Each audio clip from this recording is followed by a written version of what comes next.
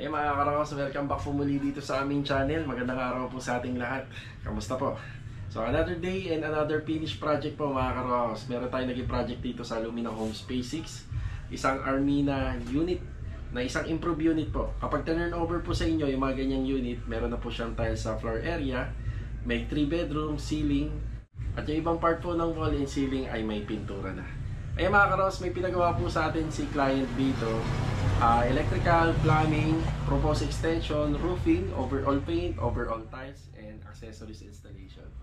Mga karos, shoutout nga po pala kay Ma'am Julian and family. Maraming salamat po sa tiwala niyo sa akin at saka sa bumubuo po ng Lee and Aki Builders. Maraming salamat po. Mga karos, itong bahay na to, ipinagawa niya po sa amin. Hindi naman po general yung renovation. Pero habang wala pa po siya rito sa Pilipinas, ay may balak po siyang ipaupahan lang po muna. So hindi naman po talaga business for rental. Kumbaga, habang wala siya, kahit pa paano, tumatakbo po yung monthly amortization, kahit pa paano may nagbabayad. So yung iba naman po mga unit dito, ng mga nagpapagawa, ganun naman po yung kanilang mga investment. So syempre, nasa ibang bansa, so gumagawa po sila ng paraan para makasave kahit pa paano. So may plano pa rin pong tirhan po ni client yun. So sa ngayon lang po, ganun lang po muna yung diskarte. Mga karos, samahan niyo po muli kami ngayong araw na to para kahit naman pa paano mabigyan ko kayo ng idea sa renovation natin. Let's go! Tara! Okay mga karos, nandito na tayo. Ayan, good morning kila ma'am. Yan, maraming salamat po sa tiwala po ni client kay ma'am at saka sa family. Okay, ito yung tinutukoy ko na isang Armina unit. So single firewall siya, makikita nyo, single firewall. Tapos propose for back extension. Balang araw pwede po nilang yan itayo or iangat kapag pwede na. Tapos dito isa bungalow finish lang. Nilagyan natin ng bubong. Tapos yung pinaka gitna, pina-open lang ni client to. So open lang. May mga advantages yan at saka may mga disadvantages. So dito makikita nyo halos bagong-bago yung turnover namin. Kasi pati po yung exterior wall pinapinturahan po natin yan. Tapos yung taas, pinagalaw din natin. So repair and maintenance yung ginawa namin dyan. So lahat ng tech screw, bali inaangat po yun, nilalagyan ng elastosilsilan. Tapos ibinabalik sa pagkaka-install. Tapos pinapinturahan natin yan ng Davis Extras bilang primer coat. Then yung Boys and Roof Guard. Ang ginamit namin dyan sa roof guard is yung Spanish Red. Kasi yun naman talaga yung kulay ng mga turnover dito na unit. Yan, nagpagawa si client dito ng kanyang fence. Bali double door yung kanyang gate para medyo maluwag. Ang sukat po nito, yung pinaka length niya is 2 meter. Pero syempre nilagyan na po natin ng pader yan sa gilid. So nasa 190 cm na lang. Sa design ng gate, gumamit tayo ng mga tubular sa framing. Horizontal design combination po ng 1x1 at saka ng 1x3. Bali sa mga tubular naman po, pinturado po siya according dun sa color scheme na papasa po sa construction ban. Kasi gusto rin po nilang bawiin yung construction ban dito. Yun nga lang kasi kapag may mga violation, mahirapan kang bawiin yung construction ban na 50,000. So medyo malaki rin po yun, sayang din. Sa mga poste, bali meron tong 3 poste. Yan, pinalagyan natin ng tiles para kahit pa paano less maintenance. So punas-punas lang. Pero the rest na part po ng poste at saka ng wall ay pinturado na lang. Yan, meron po siya mga lamppost. So lamppost, tapos may house number, galing po sa laser cut PH. Tapos mailbox, nagpalagay si client, galing naman po to sa online sa Shopee. Marami na po kayo makikita dun. Yan, bali tubular roofing trusses ang ginamit namin dito. Then yung pinaka gutter niya, inside gutter, stainless, pero yung bubong ay gawa po sa PVC. So 2mm naman yung mga PVC na ginamit namin dyan. Yung thickness kaya medyo makapal na. At the same time meron pa kaming nilagay na heat insulation gamit yung Pisum board. So 1/4 naman po yan. Kapag nakaganyan ka tapos PVC roofing yung gamit mo na bubong, matigas-tigas po yan. Kasing tigas na po yan ng yero. Tapos dito sa gilid naka polycarbonate sheet lang, pati doon sa kabila, para magsisilbing taklob na para may privacy. Tapos syempre yung ilaw, downlight. Tapos tubular frame, gamit yung 2x2, 2x3. May mga combination ng 1x1 and 3/4x3 para sa sampayan. Siya nga pala, ang colored paint niya is latex paint lang. Kaya napakalinis po niyan tingnan. Baka tanungin nyo kung ano yan. Marami kasi nagtatanong. Paisim board po siya, or yung sa madaling salita yung hard deflex na brand. Pero ang pinakatawag dyan is sa paisim board. So 1/4 yung thickness niya, then pinturado siya ng latex paint. Yan, tapos yung pinakakulay is yung beige ng ating wall, then naka acrylic emulsion finish. 40 by 40 yung tiles na ginamit natin dito. Parang adobe yung texture niya. Ang ganda, oh, diba? Si client po yung pumili niyan. Good choice. Floor drain meron tayo lagi dito sa corner, kasi pag nagkaroon ng basa dito ng tubig, hindi ho maiipon sa gilid. Yan, may faucet tayo dyan. Tapos yung pinaka clean out, ito madali lang po hanapin to, yung stainless clean out. So purpose nito, para pag nagpa-siphoning tayo balang araw, kahit papano may access na. So hanapin nyo lang clean out valve number 6. Yun yung ginagamit natin. Tsaka pala may kasama tayo rito habang nagbablog. Nandiyan si Kuya Dindo para sa mga retouching and linis. Tapos sa trench drainage, ang pagkakagawa naman nito 3/4 by 3/4 na tubular, tapos 1 1/2 na angle bar. Tapos syempre kailangan may mga suporta yan dito sa gitna para pag inapakan matigas. Tapos yung ilalim niyan, naka-tiles dapat para hindi po mahirap linisin. Dito pagpasok natin sa entrance, yan, naglagay tayo ng service faucet. Tapos dito banda malinis na, kasi open lang po to. So ang advantages nito, open air, yun naman, may sunlight. Pero disadvantage, kapag umulan, syempre basa pa rin to, itong area na to. So maraming nagpapagawa rin ng ganito. Maganda rin yan kasi kahit pa paano, ang advantage niyan, may access ka para sa slab, kasi wala namang pundaan dyan papunta po doon. Propose for back extension to, kaya yung ginamit natin na method ng roofing dyan is a floor concrete topping. Bali naka-slab po siya, so konkretong floor yung aapakan mo doon. Bali kung gusto mo makit sa taas, may access ka na papunta dito. Kagandahan nun, hindi ka aapak dito sa PVC roofing mo, di ba? Hindi ka dito mag-uumpisang umapak. So dito ka, lalagay ka ng hagdan dyan, akit ka dyan, safe na. Tapos dito nagpagawa pala si client ng mga screen door, half screen, tapos 3-way screen yung kalahati. So alam naman natin yan, maraming design ng ganito. Gawa nga po pala to ni Master Batang. So sa design ng handle pwede kang mamili. Tapos syempre kailangan may mga lock na yan, then door closer. Huwag ka na lang po magpa full cladding pag screen door, para kahit naman paano nakabukas po yung pinto, kahit paano may hangin na lumalabas at pumapasok, nakakasingaw siya. Dito gumawa rin kami ng canopy. Gamit lang din po tong tubular 2x2. Ginamit namin na bubong dito imbis na polycarbonate. Ang nilagay po namin dito is yung tinatawag na aluminum cladding, yung aluminum composite panel. So, pwede rin yon, mas tatagal po yung buhay niya compare dito sa polycarbonate. So kasi pag nilagay mo to sa pader, tatagal to ng maraming taon. Yan, ito pader. Pero pag nilagay mo dito sa may bubong, 6 to 8 months nasisira na siya. Gumamit din kami ng canopy, drop light, may ilaw siya. Tapos ito naglagay tayo ng isang outlet. Yan, bali para sa CCTV. Tapos dito banda, since andito yung catch basin na lahat ng i-absorb na tubig ng floor, concrete floor natin doon, bali dito na po siya babagsak lahat. May catch basin dito. Kaya naglagay pa tayo ng another clean out. Finish na ito ng pader natin, bali ginamitan natin siya ng acrylic emulsion, kaya ganyan siya kakinta. Additional protection yan sa pintura. Tapos ang primer na ginamit natin dito, yung tinatawag na Acrytex primer, para matibay-tibay. Tapos yung pinangmasilya namin dyan, wall putty and patching compound.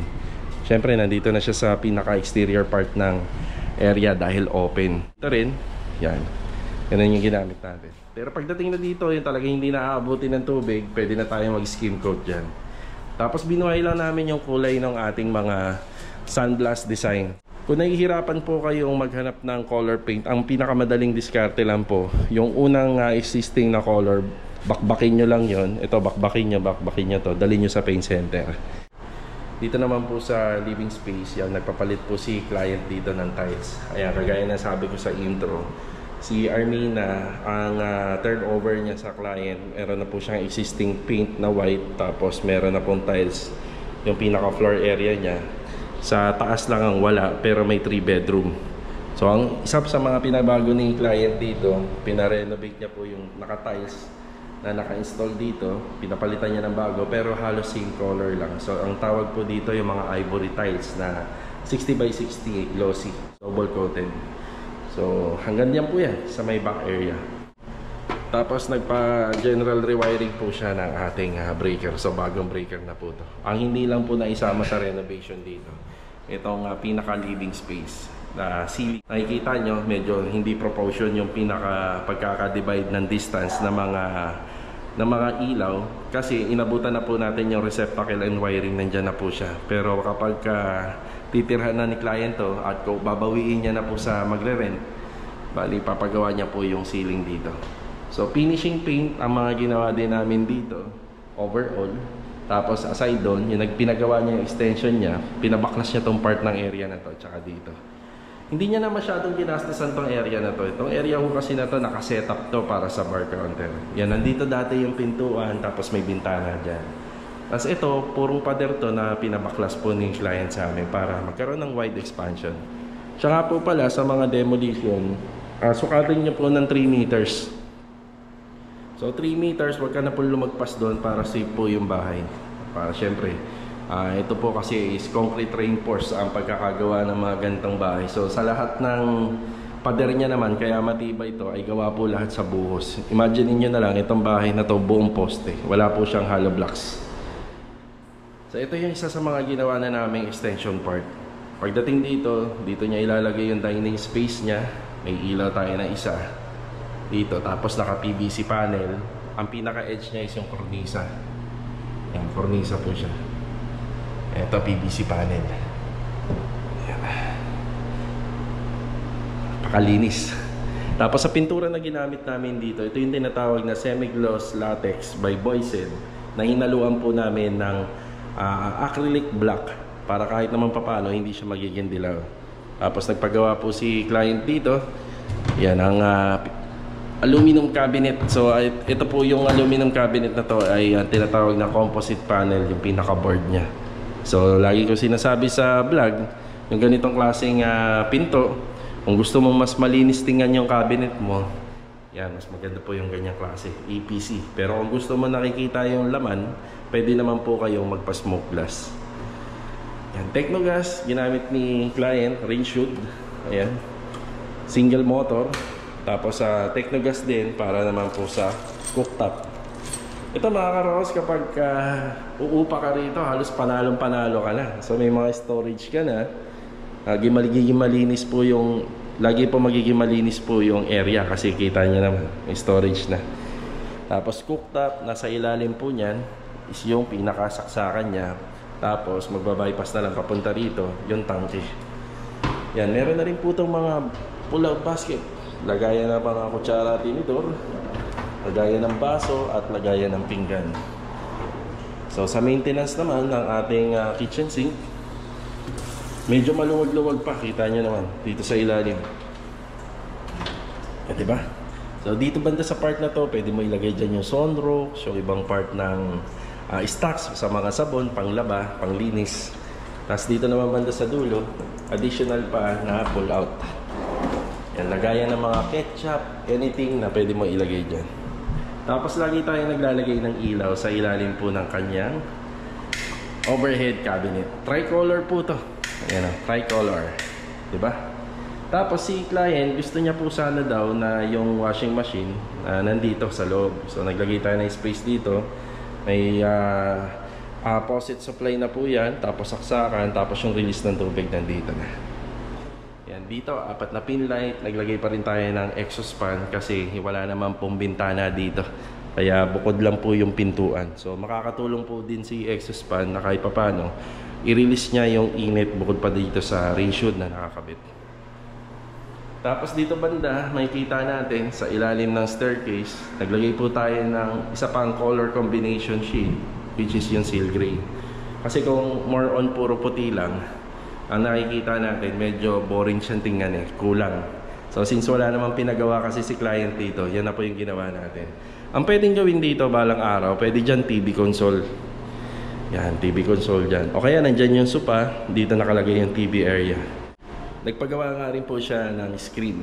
Ayan, window screen. So itong window screen na to, nakapagdagdag ng forma dito sa loob ng bahay.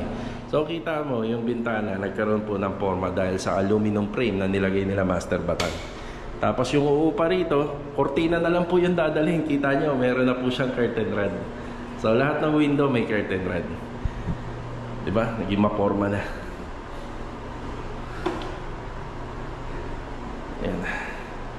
si client, gusto niya yung titira rito, yung magre-renta rito, ay komportable. Kita niyo naman, di ba? Simpleng renovation, simpleng unit na pinaganda natin, pero kita niya naman gusto niya komportable na. Hindi na masyadong gagastos pa pag tumira rito. Eh, si Master Dindo, good morning po, Master Dindo. Good morning! Yan. So ano na lang po kami dito, linis. So lahat naman yan ay gumagana, pero hindi na po natin babasahin. Kaya pindutin mo nga lang po yung ano na yan. Yan. Kita naman natin ang tunog. Tapos ito ay sa tricolor, yung pin light. Tapos may exhaust fan din siya. PVC panel ginamit natin dito sa toilet and bathroom. 60 by 60 na medyo may dating dahil dun sa texture niya. Design ng tiles, ang ganda oh. Shoutout kay Louie. Si Louie po isa bayaw ni Master Dindo. Shoutout Louie! Yan ah. Galing talaga si Louie rito. Nakakabilib. Tapos ito, isa niche. Naglalagay na tayo niya para maiwasan na po natin yung mga iba pang pinapa-install ng may-ari dito sa TNB kasi medyo maliit na nga lang. So niche na lang po yung kapalit. Shower set, multi-point kasi naka-heater tayo, towel holder. Tapos ito is yung water closet. Bago po yan. Tapos meron bidet. Tapos basin lavatory. Yan. Sa cabinet nga pala, hindi na po kami nagpapagawa ng kahoy. Lagi pong aluminum. Kasi alam naman natin, laging basa po yung dito sa part na to. Tsaka at the same time, wala pong separation yung shower. So, kung tingnan mo naman yung tao, kung maglalagay ka pa ng shower enclosure dyan, baka pag naligo ka dyan, untog lagi yung siko mo. So, kaya aluminum na para matibay. Tapos ito, isa tiles. Tiles yung ginamit namin. Tapos si client, swing door. Yan ang prepared niya. Yan, swing door, may lock, tapos may sariling lock na rin po yan sa loob. Ang ganda oh. So may tawag yung mga ano rito, may tawag yung mga gumagawa ng aluminum dito sa part na to. Ito nga pala, bigyan ko kayo ng idea. Itong cladding na ginamit nila dito sa pinto, maganda rin pong design na ilagay po rito. Yun nga lang, sobrang mahal na niya. Mapapagastos na kayo. Pero isang way din na yon, yung cladding na yon, ang ilagay dito. Kasi sa bahay ko, ganun. Tapos sa floor area, syempre, kailangan hindi po madulas. Kuya, pakita ko lang yung ano ha. Yan, pakita lang natin. Yan, kailangan hindi madulas. Tapos yung ginamit natin doon, medyo mahaba yung kanyang stainless floor drain. Okay, ito pa. Ayan, tapos hindi na ako gumamit ng LED wall mirror dito kasi paupahan lang. So frameless lang po siya. Maganda naman. Then, hindi na po tayo naglagay ng abang. Okay na po daw kay client. Isa sa mga renovation ng stairs, ito ho kasi wala naman pong cover to. So, naglagay tayo rito ng 9mm na cover po ng Shera board. Ganun na rin po sa sidings. Tapos, kinontinue lang natin yung color ng paint ng handrail. So, kasama na po siya sa seal gray. So, ito nga po pala is a seal gray latex paint. So, hindi naman po tayo pwedeng gumamit dyan ng pang-bakal. Pagdating dito, pambakal na po yan. Tapos ang ginamit po namin dito na tiles, yung mga combination ng tiles na meron pong groove sa dulo para may stopper po siya. Hindi madulas. Tapos dito din, halos pag binili mo po yan, bali combine po yan sa kanyang design. Yun, ang ganda. Higdanan. Dating po dito sa second floor, 60 by 60. So, ito nga po pala isang matte tiles na yung ginamit natin. Pagdating po rito, hindi na tayo naglagay ng abang ng kortina. As in, ganyan na po siya. So, nakatulong rin naman po yung design na nilagay po nila Master Batang para dun sa screen, yung pinaka-frame niya. Wala na pong kortina yan, at least kahit pa paano may sunlight pa na pumapasok. Ayan, naglagay tayo rito ng pendant light. Hindi na po nabago yung ano rito, yung ceiling. Itong ceiling na po na to ay nandito na. So naglagay na lang po kami ng mga additional wiring. Yung mga pader nito ay gawa naman po sa hard flex board. Tapos yung pinaka-loob, yung pinaka-framing niya is a metal studs. So okay naman yun, kahit pa paano. Iwas sa sunog. Tsaka iwas sa anay na din. First room, yan na. Ilaw. So gaya nga nasabi ko, may mga abang na nanlagayan ng kortina. So yung mga window rin dito, yan na, ganyan din. May mga window screen. Tapos yung mga pintuan, hindi na rin po niya pinabago. Pati yung lock, yan pa rin po yun. So at least kahit pa paano nakasave na si client sa renovation. Siguro, kung makikita niya ng personal to, ako kasi nagaganda na ako dito. Kahit tsagain niya na po to kahit nandito na siya. Or kung gusto nyo papalitan pa, pwede naman. May mga door stopper. Additional na outlet na lang per room. Second room. So dito merong abang para sa aircon. Yan, ilaw. Yan, additional na saksakan meron din. Socket. Ito yung pinaka master's bedroom. Yan, may saksakan na rin po na aircon. Yung ilaw dito, dinamihan natin. 4 na pin light, isang center light.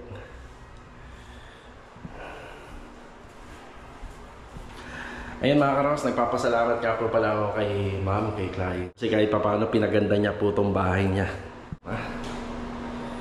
Ano ba masasabi mo kung halimbawa ikaw yung uupa rito? Panalo, sir. Panalo, no?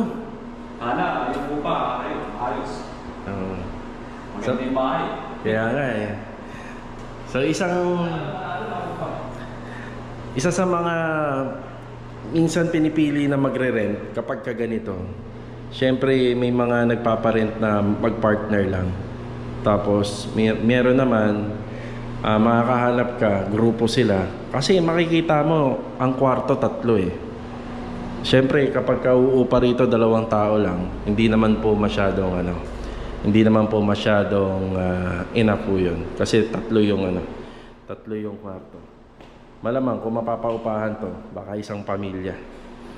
So syempre manggagaling na lang po yung mga restriction, yung rules and regulations sa house ay kay mismong client na. Yan. So believe din ako kay client kasi hindi po lahat ng nagpapaupa ay pinagaganda ng ganito, pinaayos ng ganito. So para kasi sa amin, panalong-panalo ka na rito. Kahit mag-rent ka lang dito. Hindi ko nga lang po alam kung magkano yung ibibigay niya na presyo. So ito mga karos, hanggang dito na lang po yung vlog natin ngayong araw. Siya nga po pala, hindi na pinapasabi ni ma'am kung magkano po yung renovation nito. So mahigpit niya pong sinabi sa akin na wag pong sasabihin kung naging magkano yung cost. Kahit isang tip lang, kahit maliit na details lang. So irespeto po natin yung gusto ni client. So ayan. Ito na po yung mga pinagawa ni client sa atin. Ang balita, turnover na po natin to kay ma'am. Ayan, maraming salamat po. Siya nga po pala, sa roofing dito sa slab, sa ginawa namin, may 6 months warranty tayo dyan. Tapos 1 month warranty para dun sa lightning. Yan, diba? Tapos just in case na may mga gusto naman pong ipa-service si client sa amin, ang kagandahan lang, taga dito lang kami sa Lumina. Kaya kahit paano, mabilis po namin siya mabibigyan ng services. Yan. Tapos kami na rin po siguro ang palaging magme-maintenance nito since papaupahan niya. Sakali pong bitawan po ng unang renter, ng unang magre-renta, malamang po ipapa-retouch niya po lagi ito para sa mga susunod na uupa. Alright. Mga karos, maraming salamat po muli sa pagbisita dito po sa aming channel at saka sa walang sawa niyo po suporta. Sana nagustuhan niyo po yung vlog para kahit naman paano mabigyan din po kayo ng idea. Yun nga lang mga karos, may bit pong pinasasabi sa akin ni client na huwag na lang po magbigay po ng idea at saka details kung magkano po yung naging project renovation. Sana maunawaan niyo po yung decision ni client. So siya nga pala mga karos, dapat titira na po yan ni client. Since matagal po siyang nasa ibang bansa, pansamantala balak niya lang po munang paupahan para hindi naman po masayang yung amortization or yung monthly.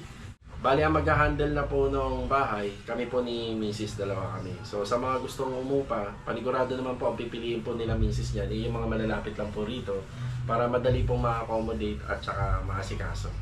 So ayan, maraming salamat po muli sa pagbisita mga karos dito po sa aming channel. So sana nabigyan po uli namin kayo ng idea sa renovation. So ito, God bless po sa ating lahat. Yan, paalam po muna.